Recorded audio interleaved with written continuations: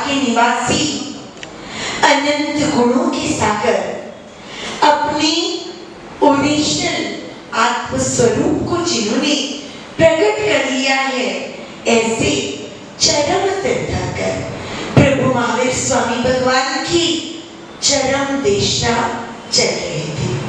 चरम तीर्थंकर की चरम देशना। चरम मतलब क्या? आखिरी। प्रथम मतलब फर्स्ट और चरम मतलब लास्ट। इस अवसर पीढ़ी काल के तो लास्ट तीर्थंकर है प्रभु महावीर। क्या अनंत काल की दृष्टि से भी आखिरी है? बताइए। अब इनकी बात कोई तीर्थंकर नहीं होगा क्या? हाँ होगा। इस 24 के चरम तीर्थंकर अपन अपनी करके हिसाब से बोलते कि भाई ये मेरा सबसे छोटा बेटा है या ये लास्ट बेटा है, बट अपने परिवार में थोड़ी को लास्ट होता है, आगे तो परंपरा चलेगी।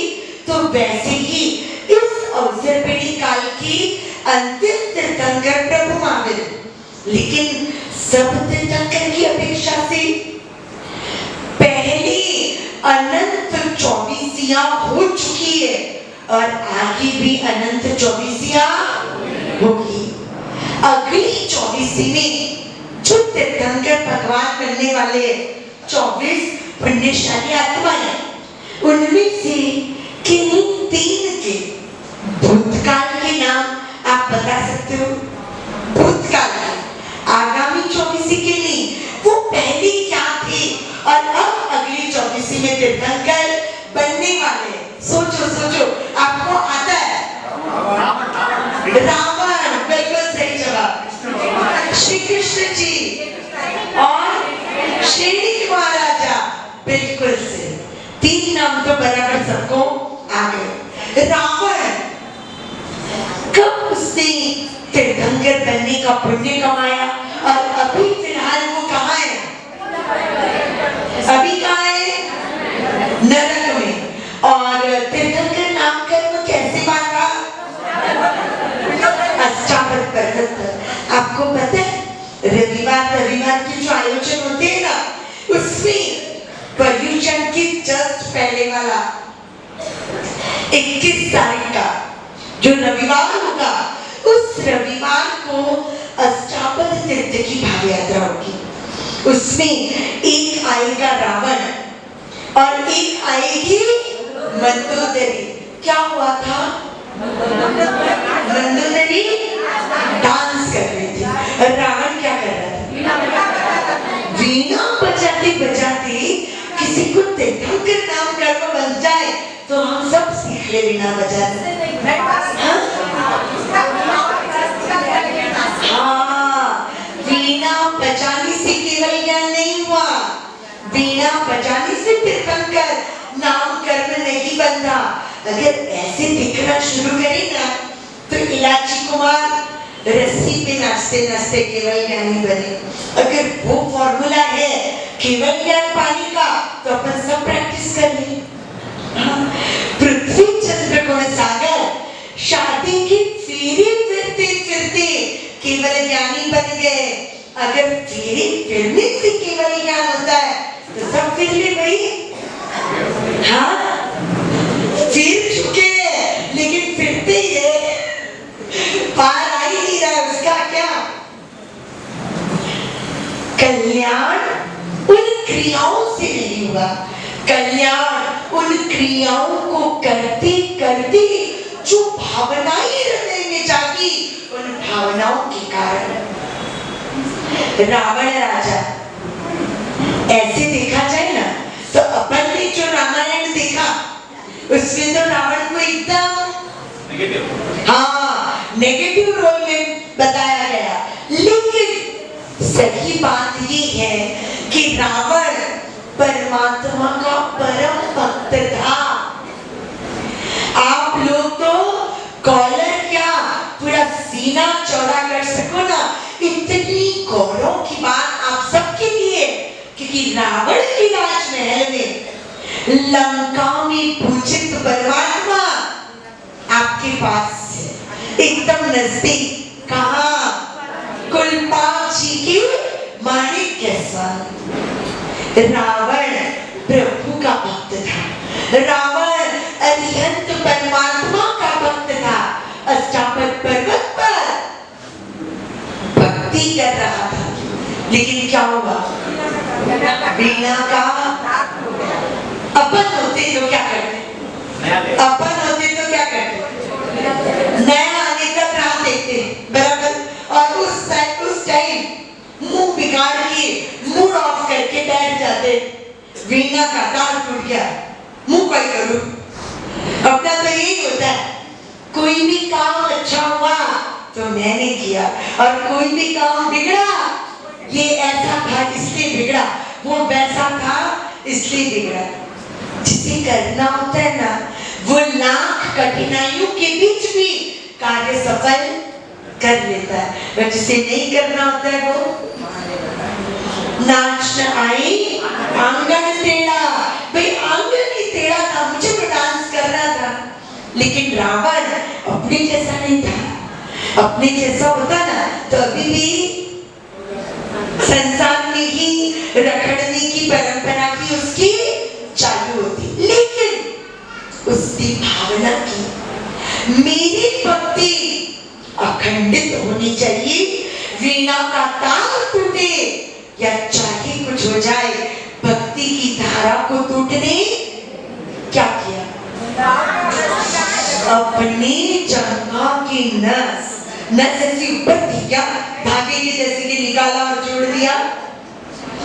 चमड़ी चीरना, मांस चीरना, और फिर वो नस निकाल के उस वीणा में बांधना, और वीणा की रागिनी को खंडित न होने दे। बाप रे, कभी कभी महापुरुषों की बातें सुनते हैं ना तो रोंगटे खड़े हो जाते हैं।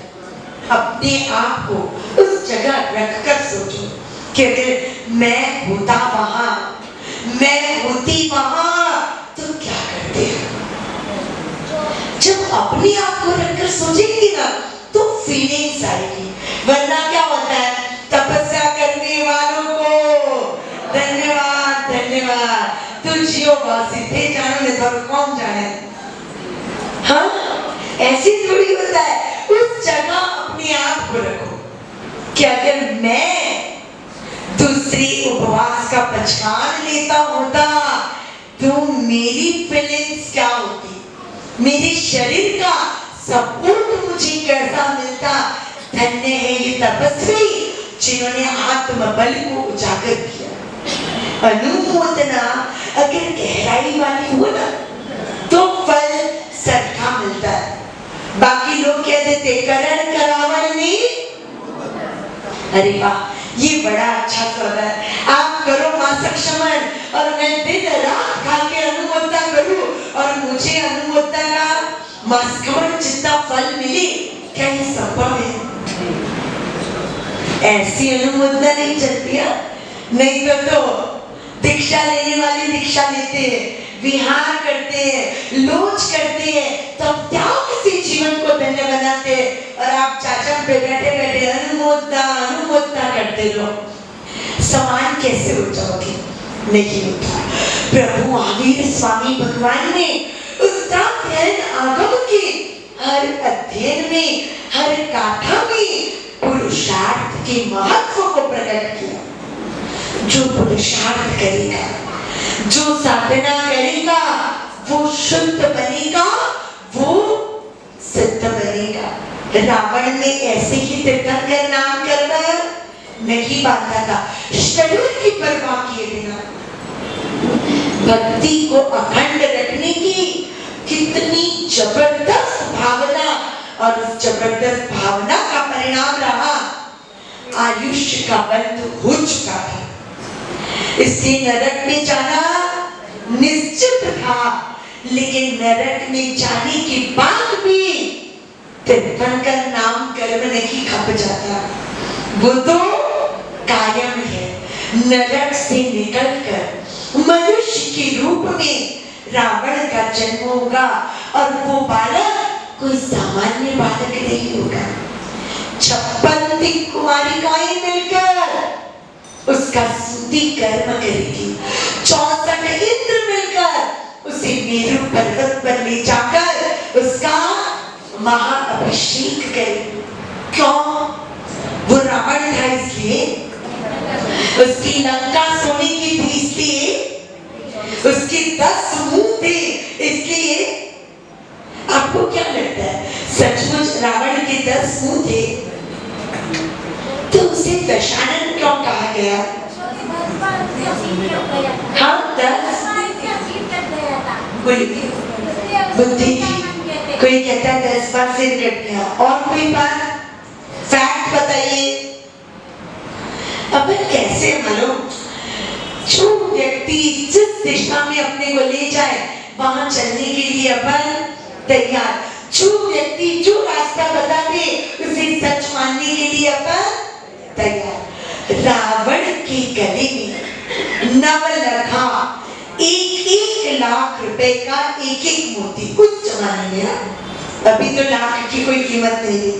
हम छोटे थे ना तब लखपति शब्द ऐसे लिया जाता था कि भाई बोलो लखपति है, और अब तो करोड़पति है होगा।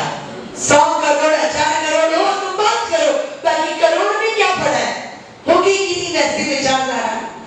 ये बात रावण के जमाने की। रावण किस तीर्थंकर के काल में जन्मा? बिल्कुल सही जवाब, मुनि सूरत स्वामी भगवान। कितने साल हो गए? 1.5 लाख नहीं, लाख में बराबर हो, लेकिन 1.5 नहीं, उससे 10 गुना 11.5 लाख वर्ष हो गए उस घटना को। उस समय 1-1 लाख। हाँ राम रावण एक ही टाइम के थे ना, तो एक तो साथ में युद्ध किया। लक्ष्मण ने रावण को मारा, वासुदेव प्रति वासुदेव को मारता है।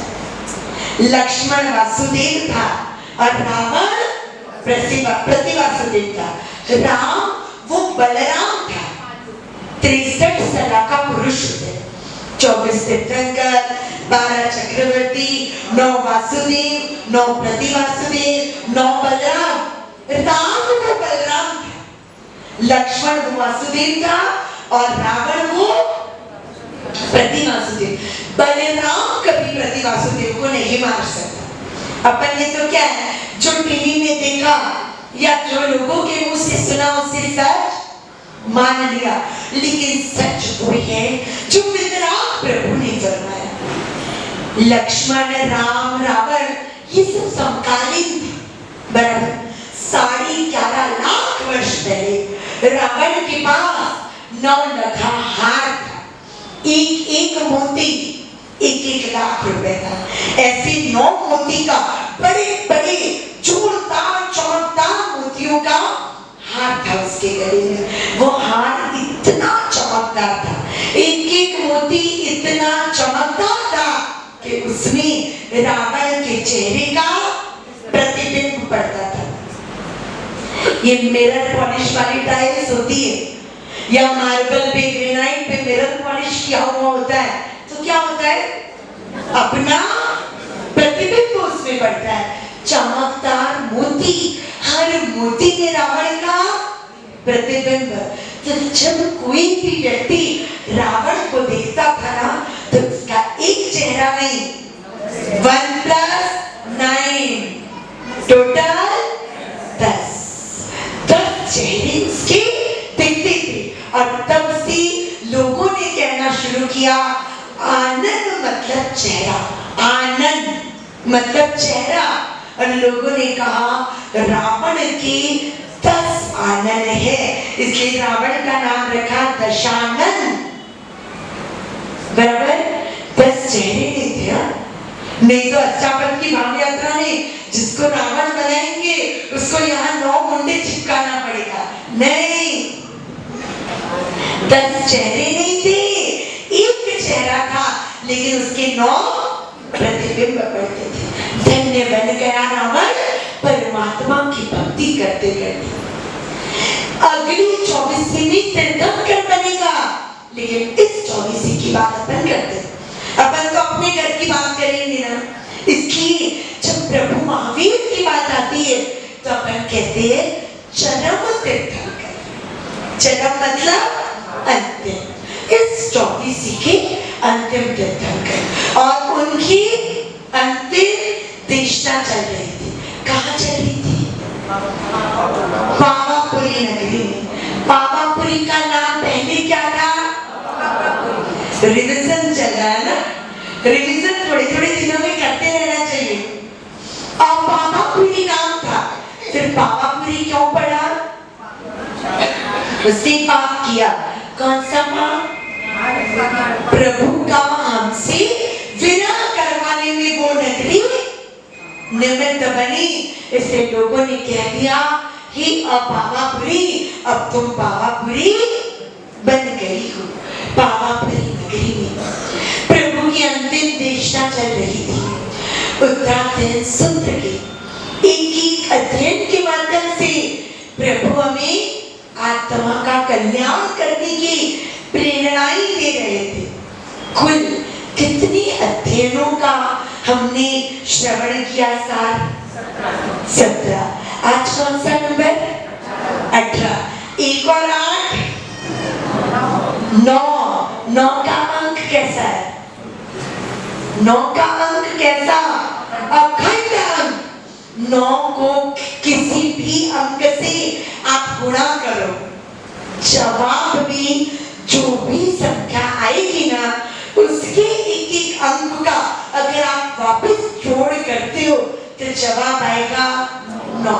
9 दूनी 27, 9 दूनी 18, 18 में 1 और 8 कितना होता है? 9 तिया 2 और 7 9, 9 तिया 9 चौक 36, 3 और 6। आप देख लीजिए 9 को किसी भी अंक से गुणा करोगे आप, जवाब में आखिरी में प्लस करने के बाद 9 का 9 ही आएगा। इसीलिए पद कितने? 9 पद। सिद्ध चक्र जी की आराधना करते हैं तो 9 की अखंड आंकड़े की आराधना कर अपन अखंड सुख को पाने का प्रयास करते हैं। आज अध्ययन 18। नाम क्या? संजय नाम के राजा से जुड़ा हुआ ये अध्ययन नाम है संजयीय, मतलब ईय प्रत्यय लगता है, उससे रिलेटेड संजय, फिर आखिरी वाली य में बड़ी ई की मात्रा और फिर य, संजयी य, संजयीय। गाथा कितनी? 53 गाथाओं के माध्यम से प्रभु ने संजय नामक एक राजा के आत्मकल्याण की यात्रा का वर्णन किया। देखिए उत्तराध्ययन सूत्र जब से शुरू किया ना, अलग अलग महात्माओं के जीवन चरित्रों द्वारा प्रभु हमें आराधना का आदर्श बताते हैं। कपिल नगर का राजा, कपिल नगर का राजा संजय जन्मा तो राजकुल में, लेकिन पता नहीं कुछ संस्कारों के कारण हिंसा में ही उसे बहुत आनंद आता था। जीवों को मारना, उनका शिकार करना और शिकार करने के बाद उन मृत प्राणियों को पका कर खाना बड़ी बुरी आदत थी संजय की। शिकार का तो ऐसा दीवाना था कि 8-10 दिन बीते नहीं कि खुद की पूरी सेना लेकर जंगल की ओर निकल पड़ता था। प्राणी कोई भी हो, अपनी जान पर जब खतरा आता है वो जान बचाने की पूरी कोशिश करता है, चाहे चींटी हो, चाहे चूहा हो, चाहे बिल्ली हो या हाथी हो, हर जीव को अपनी जान प्यारी होती है। भागते हुए जीवों पर निशाना साधना, और जब निशाना सही जगह पर लगता तब चूर चूर से तालियां पीट पीट कर खुशियां मनाना, ये राजा संजय की आदत बन गई थी। वो लोगों को कहता था, मेरा नाम संजय है। मैंने हर तरह से जय पाना सीखा है। सम मतलब अच्छी तरह, जय मतलब विजयी होना। वो कहता था मैं हर क्षेत्र में विजय ही पाता हूँ। कौन समझाए राजा को कि आप जिस रास्ते पर चल रहे हो वो खुशियां मनाने का रास्ता नहीं है, वो दुख की दलदल में फंसने का रास्ता है। शिकार में आनंद आता है उसे। मंत्री, संतरी, सैनिक वो तो सब हाजी हाजी करेंगे, हाजी हाजी करेंगे तो अपनी नौकरी है, और नाची नाची करेंगे तो नौकरी चली जाएगी। तो वो बेचारे तो चाकर थे उसके, हाँ में हाँ मिलाया करते थे।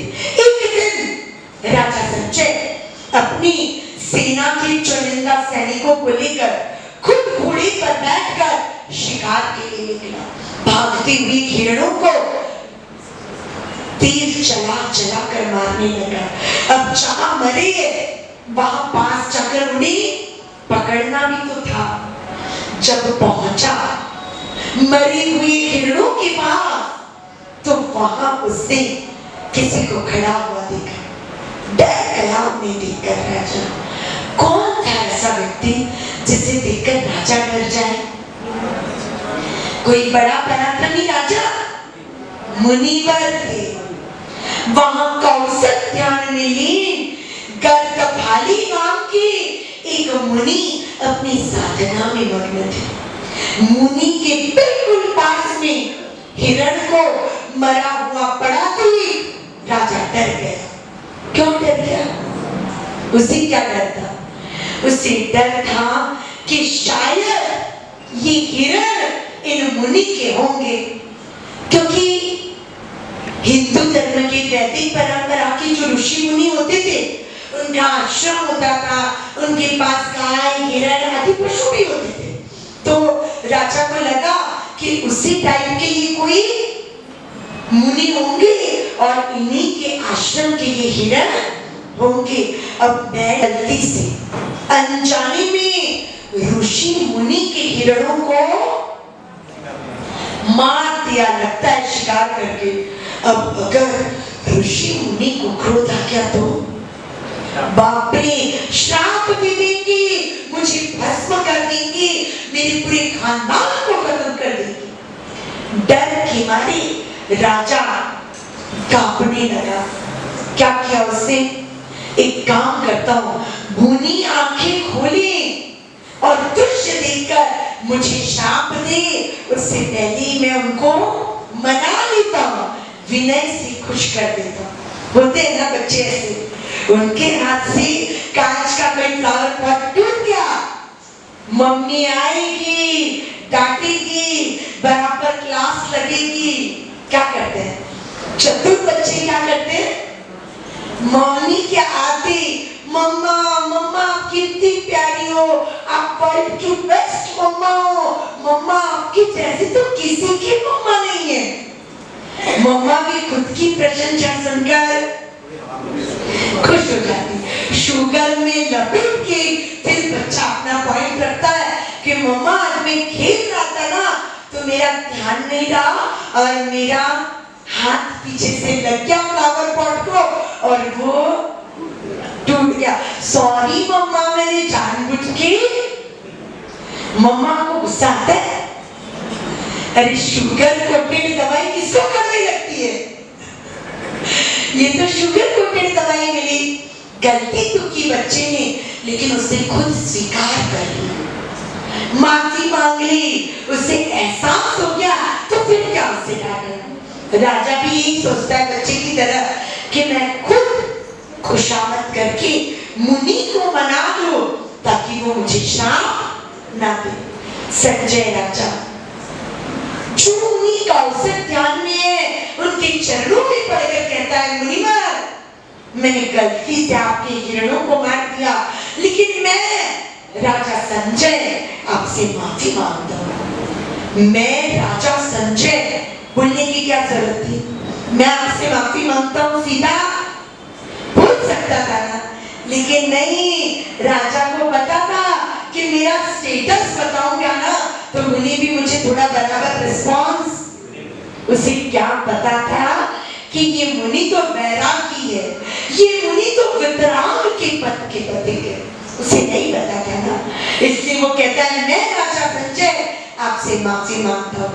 अरे मुनि समझेंगे कि कोई ऐरा गहरा व्यक्ति है तो शाप दे भी दे, लेकिन राजा है पता चल जाए तो शाप नहीं देंगे। राजा माफी मांगता है, मुनि को कहता है गलती से मैंने आपके हिरणों को मारा, हाँ शिकार कर रहा था, लेकिन आपके हिरणों को मारने की कोई मेरी इच्छा नहीं थी। मुनि को तो इन बातों से कोई लेना देना नहीं था। कौसक बुरा हुआ, नमो अरिहंताणम कहकर उन्होंने कौसक पार। ये नमो अरिहंताणम बोलती हूँ ना तो हमारे प्रतिक्रमण के नन्हे मुन्ने बच्चे याद आते।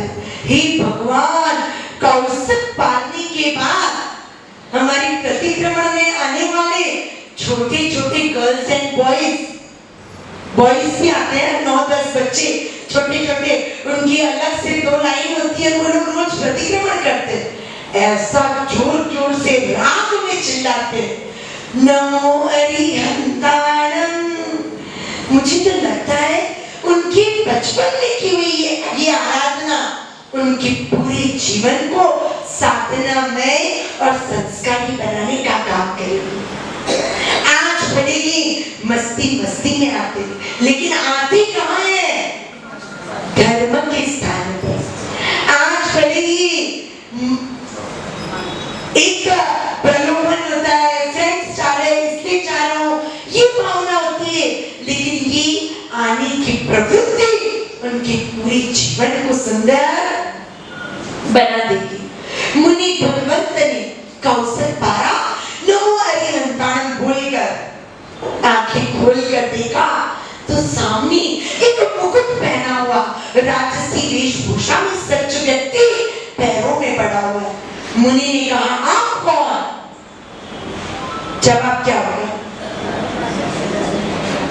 मुझे याद है मैं दीक्षार्थी थी, तब गुरुदेव के पास एक बार सेलम में दोपहर के समय में वंदन करने गई।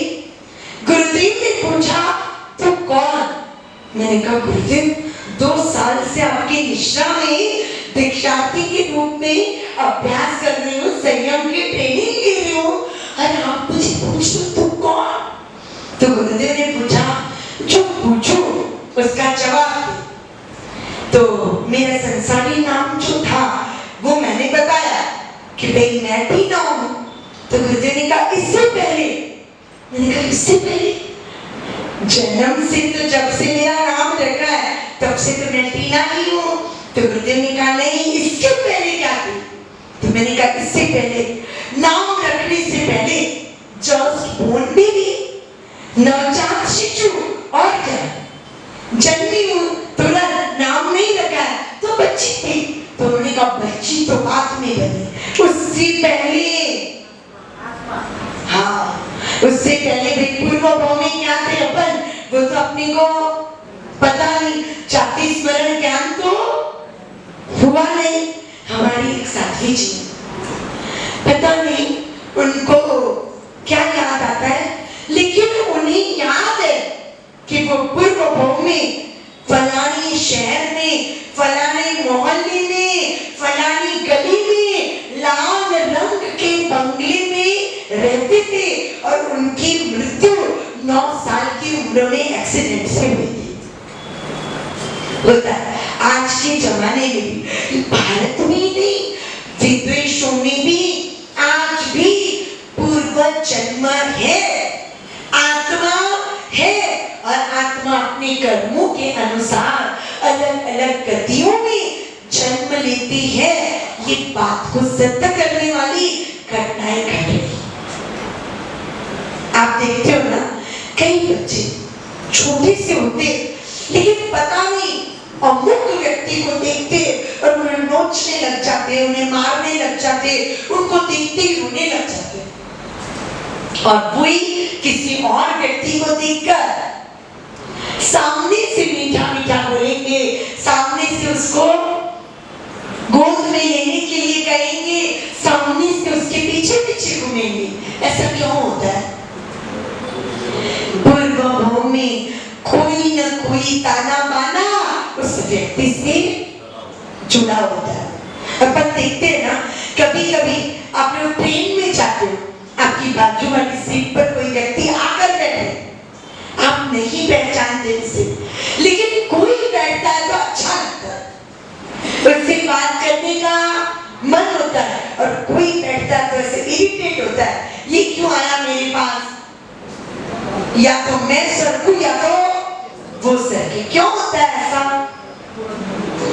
एक तो होती है उस व्यक्ति की भावधारा, उसका आभा मंडल, अपना आभा मंडल, अपनी ओरा और उसकी ओरा, उसका आभा मंडल मैच करे तो अच्छा लगता है, न मैच करे तो अच्छा नहीं लगता। और दूसरा कारण होता है पूर्व भाव की कहीं न कहीं कोई न कोई संबंध जुड़े होते। कई लोगों की फरियाद होती है कि बंदी हम दो लोग दोनों समान काम करते हैं, लेकिन घर के बड़ों को वो अच्छा लगता है और मैं अच्छा, होता है ना कई बार ऐसा, उसको तो कुछ नहीं बोलते और मेरी हर चीज में मीन में निकालते रहते। होता है ऐसा? नहीं होता ऐसा नहीं। इवन अपन खुद किसी के साथ ऐसा व्यवहार करते नहीं करते, किसी को ज्यादा किसी को कम करते हैं ना, क्यों करते हैं? पूर्व भाव में वो व्यक्ति कहीं न कहीं किसी न किसी रूप में किसी न किसी संबंध से हमसे जुड़ा हुआ होगा। और पूर्व भाव के वो राग और द्वेष के संस्कार, वो प्रेम और नफरत के संस्कार, आदत, वो इस भाव में भी साथ में आती है। अगर प्यार के संस्कार है तो प्यार करेंगे उसे, नफरत के संस्कार है तो नफरत करेंगे। यहाँ संस्कार शब्द आदत के रूप में लिया जाता है। नफरत के क्या संस्कार होते हैं, है ना? लेकिन संस्कार का अर्थ है यहाँ आदत। आपने पूर्व भाव में उसके साथ कैसा व्यवहार किया या उसने आपके साथ कैसा व्यवहार किया। सम्रादित्य और अग्नि शर्मा, गुणसेन अग्नि शर्मा की बात आती है। सम्रादित्य के बड़ी चरित्र में पूर्व भाव में राजकुमार ने एक ब्राह्मण के बेटे को उसकी रूप रंग के आधार पर बहुत प्रताड़ित किया। वो बेचारा कुबड़ा था, वो बेचारा काला था, उसके लंबे लंबे दांत बाहर निकले हुए थे। राजकुमार उसे तंग करता था। क्या किया? ब्राह्मण के उस नन्हे बेटे ने मन में गांठ बांध ली कि ये मेरा दुश्मन है। क्या हुआ? अनेक भवों तक उन दोनों का संबंध चलता रहा, लेकिन संबंध कैसा? प्यार का या नफरत का? नफरत का संबंध। नेमनाथ भगवान की बात आती है। नेमनाथ भगवान और राक्षस संबंध चला कितने भवों तक? 9 भवों तक। कौन सा संबंध चला? प्यार का या नफरत का? प्यार का। पति पत्नी के रूप में वो हर भाव में मिलते रहे, लेकिन आज ही के दिन, क्योंकि आज का दिन क्या है? किसका? आपका या भगवान का? कभी मन नहीं होता कि काश मेरा भी दीक्षा कल्याणक आई? मन नहीं होता? किसी की शादी में कोई कुंवारा लड़का या कुंवारी लड़की जो शादी की उम्र के हो गए, 22-24 साल के हो गए, वो किसी की शादी में जाते, किसी की पीटे, मेरी भी शादी धूमधाम से होती कि नहीं? इच्छा होती तो किसी की दीक्षा देखते वक्त आपको भावना होती है कि मेरी भी दीक्षा ऐसे धूमधाम से होती है।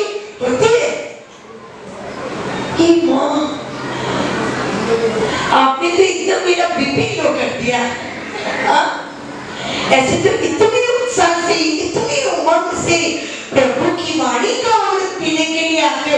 और पानी को अंदर उतारने की बात आती है तब वाटर प्रूफ बन जाते हो। हाँ हाँ, कभी ना कभी मतलब भावना होनी चाहिए, भावना तो होनी चाहिए ना कि परमात्मा ने दीक्षा ली, परमात्मा की दीक्षा कल्याणक बन गया, मैं कब दीक्षा लूं? सत्य को सत्य समझना भी अगर शुरू कर दो ना तो कल्याण होने से कोई नहीं रोक सकता। मैं मानती हूँ कि इसी भाव में संयम का पुरुषार्थ हर व्यक्ति नहीं कर सकता, लेकिन हर नहीं कर सकता, उसमें हमारा नंबर लाना है या कोई पुण्यशाली कर लेते हैं पुरुषार्थ, उन रेयर लोगों में अपना नंबर लगाना है। किसके हाथ में है? किसके हाथ में? मां सब क्या करे, संसार में फंस गए। भंवरलाल जी नहीं फंसे थे क्या? हाँ, किस उम्र में उन्होंने दीक्षा ली? दिल्ली के हजारों करोड़ के व्यापारी भंवरलाल जी ने दीक्षा ली किस उम्र में? 58 साल की उम्र में दीक्षा ली। तो वो फंसे हुए नहीं थे क्या? देखो फंसते में अंतर है, हाँ? फंसते में अंतर है। एक मक्खी बैठती है मिश्री की डली पर, एक मक्खी बैठती है मिश्री की डली पर और दूसरी मक्खी बैठती है चिकनी गंदगी पर। दोनों अपनी अपनी जगह से भोज्य पदार्थ को चूसने की कोशिश करती है, लेकिन मिश्री पर बैठने वाली जो मक्खी होती है ना, वो दोनों रूप से फायदे में होती है। एक तो मीठा रस मिलेगा उसे और दूसरा जब चाहे तब तक बड़बड़ाएगी और उड़ जाएगी। और चिकनी गंदगी पर बैठी हुई मक्खी क्या होता है? एक तो मिलेगा उसे गंदा रस और जब उड़ना हो तब पता चला कि नाजुक नाजुक पैर उस चिकनाई में ऐसे चिपक गए कि वो चाह के भी उड़ नहीं पाती। वैराग्य शतक में प्राचीन परमर्षि ने ये उदाहरण बताया और कहा कि हे भक्त जीव, तू आत्मचिंतन कर कि तू इन दोनों मक्खियों में से अपने आप को किस कैटेगरी में रखेगा। बोलो, आप अपने आप को किस कैटेगरी में रखना चाहोगे? मिश्री वाली मक्खी या गंदगी वाली मक्खी? बिल्कुल सोच समझ के बोलना। हाँ, ऐसा नहीं कि जो आया उन्होंने बोल दिया मिश्री मीठी लगती है इसलिए बोल दिया। बोलो, आप कौन सी कैटेगरी में अपने आप को रखना चाहोगे? हंस रहे बहने तो हंस रही है कि महाराज साहब ने भी क्या हमको बराबर शिकंजे में लिया है। यहाँ बोले तो भी प्रॉब्लम है, वहां बोले संसार प्रॉब्लम है। ये संसार प्रॉब्लम से भरा हुआ है, इससे बाहर निकलना होगा तो पराक्रम करना होगा, वीर्य जगाना होगा। कौन सी मक्खी? हंसे भी ना बोलो भाई। आप कौन सी कैटेगरी में अपने आप को रखना चाहोगे? मिश्री वाले। इन्होंने बोल दिया और फिर बोल के ऐसे मुस्कुराने लगे कि मैंने बोल तो दिया है। अब महाराज साहब बोलेंगे कि मिश्री का रस तो बहुत चूसा, उड़ोगी कब? हमारी बहनों को पता था कि मिश्री बोलते ही महाराज साहब पूछेंगे कि उड़ोगी कब, इसलिए जवाब ही नहीं दे देते। मौनम सर्वार्थ साधनम, सबसे बड़ी चुप। जहां हाँ या ना नहीं बोलना होता है ना, वहां आप चुप हो जाते हो। लेकिन नहीं, चुप होने से काम नहीं चलेगा। आपको निर्णय करना होगा कि मुझे जीवन कैसा जीना है। संजय राजा शिकार करते हुए मुनियों के मुख को मैंने मान दिया है इस जड़ से। नम्रता पूर्वक क्षमा मांग रहा है। लेकिन मुनि ने जब आंखें खोली, जाना कि ये राजा है, ये शिकार करते हुए जीवों को मार रहा है, और जब खुद की जान पर नौबत आ गई तब एकदम नम्र बनकर माफी मांग रहा है। डर से ही सही।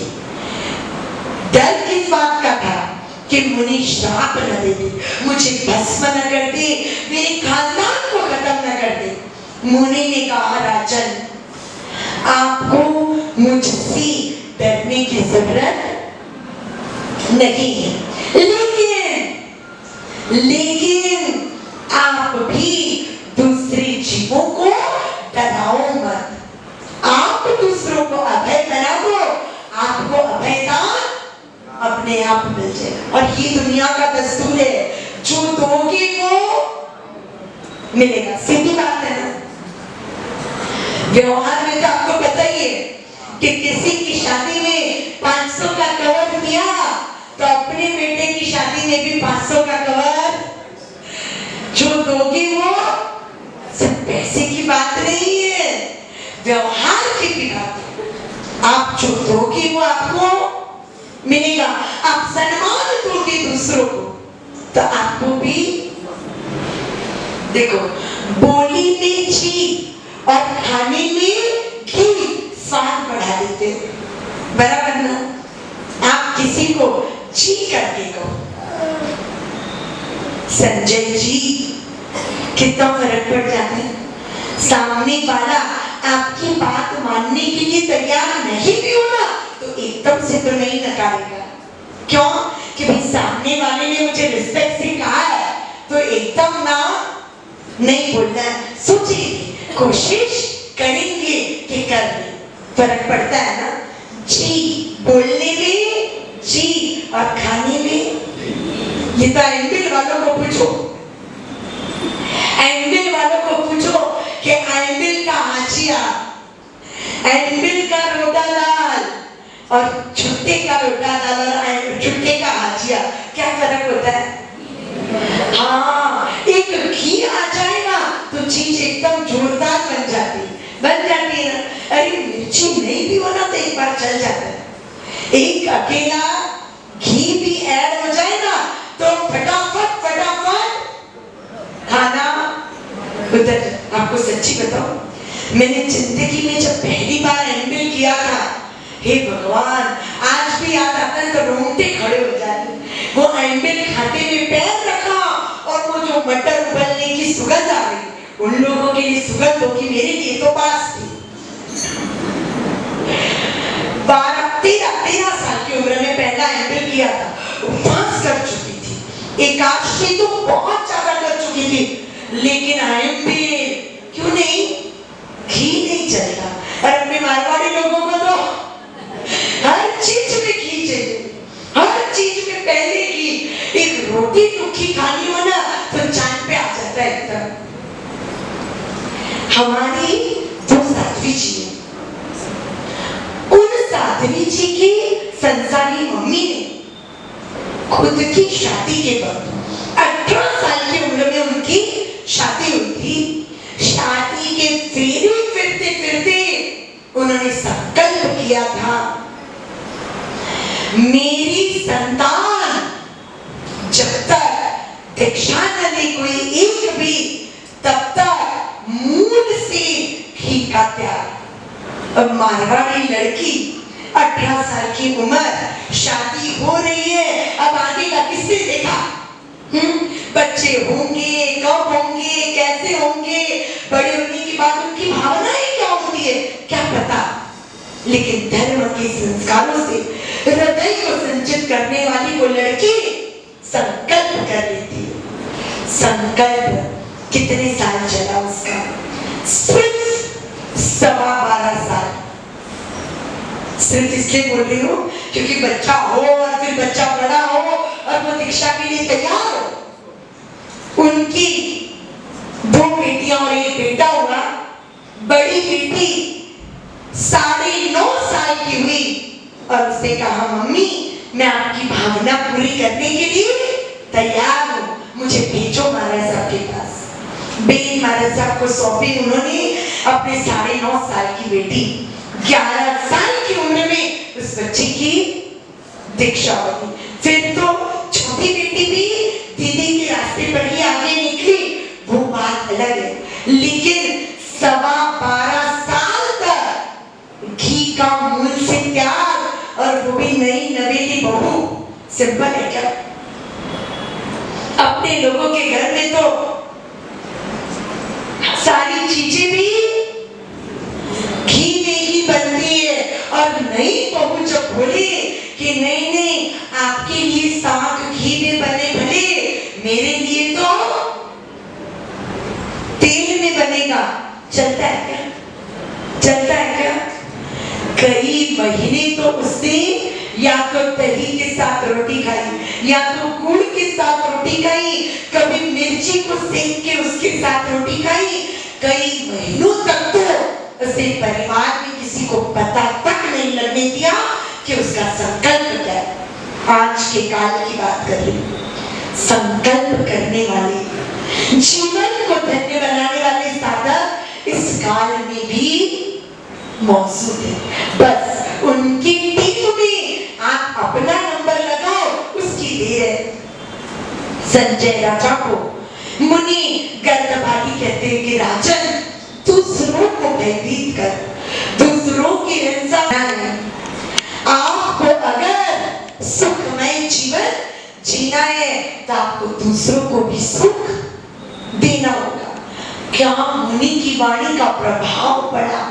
एक 4-8 वाक्य मुनि ने ऐसी प्रेरणा की संजय राजा को कि राजा वही के वही अपना मुकुट उतार देता है, अपने आभूषण उतार देता है, और मुनिवर को कहता है, मुनिवर मुझे भी आपके जैसा। इतना सरल है क्या दीक्षा लेना? इतना सरल है क्या सब कुछ छोड़ना? सरल तो कुछ नहीं है, लेकिन जिसे मोक्ष का मार्ग सरल दिख गया, उसके लिए ये सब सरल हो जाता है। खबरलाल जी के लिए भी आसान थोड़ी होगा हजारों करोड़ की प्रॉपर्टी को अचानक से छोड़कर निकल जाना, लेकिन संकल्प तो हो गया तो सब कुछ अपने आप सेटिंग होते चली गई। एक बार निर्णय करना पड़ता है। वो संजय राजा जो शिकारी बनकर आया था, वो जंगल में क्या बन गया? मुनि बन गया, साधु बन गया। खूनी बनकर आया था, मुनि बन गया। शिकारी बनकर आया था, साधक बन गया। और उस नूतन मुनि को जिन शासन की रहस्य उनकी गुरु गर्दभाली मुनि समझाते हैं।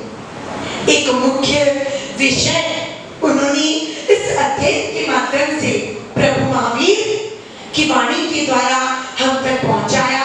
क्या विषय? जिन शासन का मुख्य सिद्धांत क्या? आप बताइए, जैन धर्म का मुख्य सिद्धांत क्या है?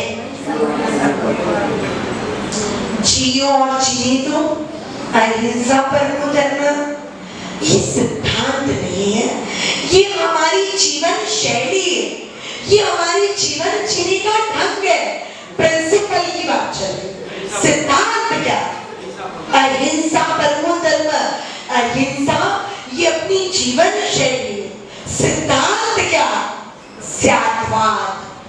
सिद्धांत क्या? अनिकांतवाद। स्याद्वाद बोलो या अनिकांतवाद बोलो, एक ही चीज है, ध्यान रखिएगा। जैन धर्म का सिद्धांत क्या? कोई भी आपको पूछे तो आपका जवाब होना चाहिए अनिकांतवाद। अनिकांत मतलब क्या?